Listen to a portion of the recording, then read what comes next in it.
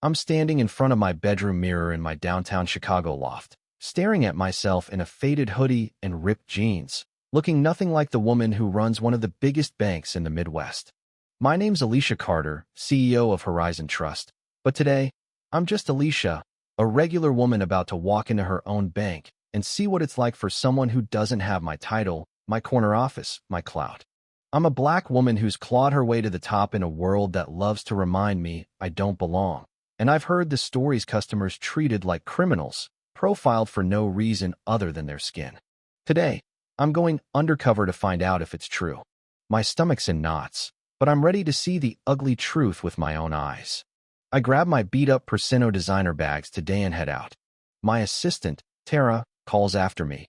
You sure about this, Alicia? This could get messy. I flash her a grin, but it's forced. Messy's how change starts, I say, and I'm out the door. No chauffeured SUV today. I'm in the back of an Uber, watching the city blur by, wondering if I'm about to get treated like every other black customer who's been dismissed, doubted, or straight up humiliated. My heart's pounding as we pull up to the Horizon Trust branch on Clark Street, one of our flagship locations. This is my bank, my legacy, but right now, I'm just a nobody stepping through those glass doors.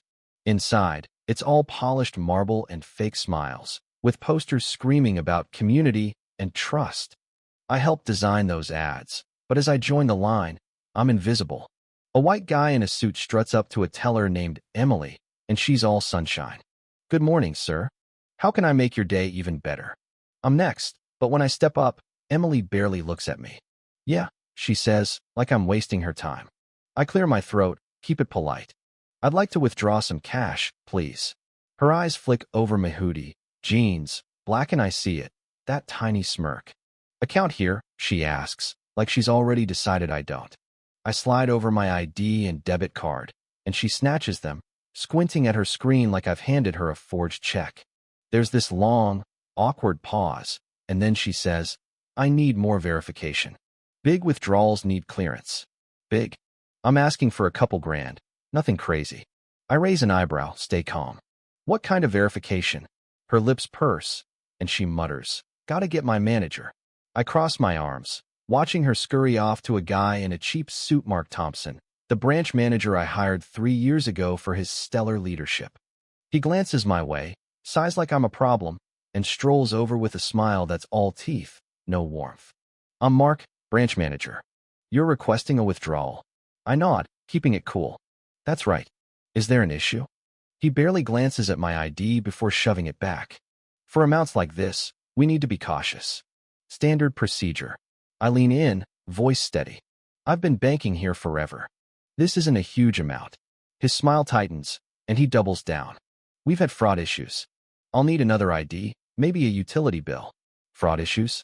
That's a lie. Our fraud rates are the lowest in Illinois, thanks to my security protocols. I'm done playing nice. Tell me, Mark, I say, slow and sharp.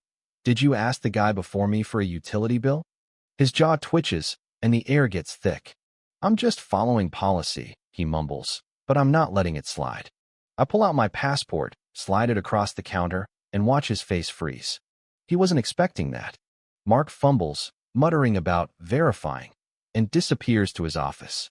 The lobby's quiet now, customers sneaking glances, sensing something's off. Emily's avoiding my eyes, shuffling papers like her life depends on it. Minutes drag by, and Mark slinks back, looking smug.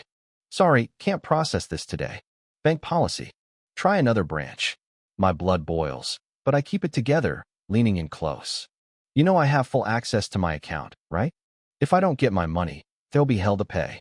His smirk falters, but he shrugs. Policy, ma'am. That's it. I pull out my phone, dial Tara, and say loud enough for everyone to hear, Get me Regional Director Paul Grayson. Now. Mark's eyes widen, and Emily looks like she's about to faint. The call connects, and I don't break eye contact with Mark. Paul, it's Alicia Carter. I'm at the Clark Street branch, and your manager's refusing to let me access my own money, even with 2 IDs. Mark's face goes ghost white. Paul's voice is all business. Unacceptable. Which branch? I smirk. Clark Street. Your guy Mark's running a tight ship. Paul puts me on hold, and seconds later, Mark's office phone rings. He scrambles to answer, stammering, "Yes, sir, no, sir." I didn't know. His voice cracks, and I lean against the counter, tapping my nails, watching him sweat. When he hangs up, he's a mess, forehead shiny, hands shaking.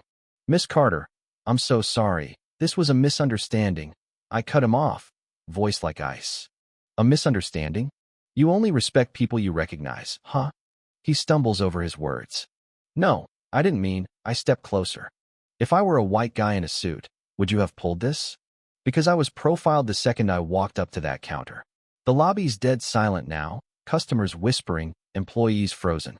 Paul's voice blasts through Mark's phone. "My office now." Mark's legs wobble, and Emily's on the verge of tears. I turn to her. "You got anything to say?" She mumbles. "I was just following Mark." I shake my head. "You didn't mean to disrespect me, but you did. That's the problem." Paul's on the line again, and I don't hold back. "I want a full audit of this branch's practices. This isn't just about me." Mark's career is toast, and he knows it.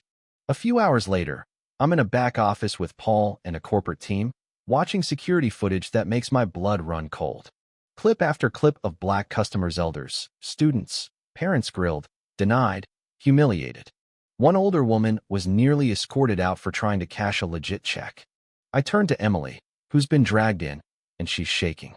"You smirked when you denied me," I say, pointing at the screen.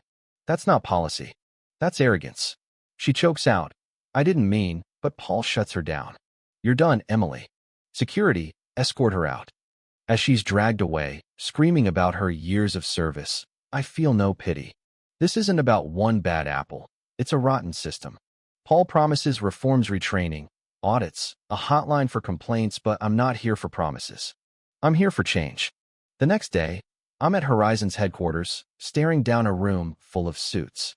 "This isn't just one branch," I say, slamming a folder of complaints on the table. "It's a culture problem, and it stops now." I lay out the plan: mandatory bias training, random audits, a zero-tolerance policy. No one dares argue. The news breaks, and suddenly, it's everywhere: CNN, X, local papers. My press conference goes viral. This isn't about me. It's about every customer who's been judged by their skin, not their account. Weeks later, the industry's shaking. Other banks are scrambling, announcing their own reviews. Horizon's employees are in training, and we've fired a dozen who enabled this mess. I walk back into the Clark Street branch, no disguise this time. A new manager, a Latina named Sophia, greets me. "Because of you, I'm here," she says, eyes shining. I smile, but my work's not done. This bank's mine, but it belongs to everyone who walks through those doors. So what do you think? Was I too hard on Emily and Mark, or did they deserve it? Have you ever been judged unfairly, made to feel like you didn't belong? Drop a comment, share your story. Let's talk about what fairness really means. And if this hit home, share it. Change starts when we stop staying silent.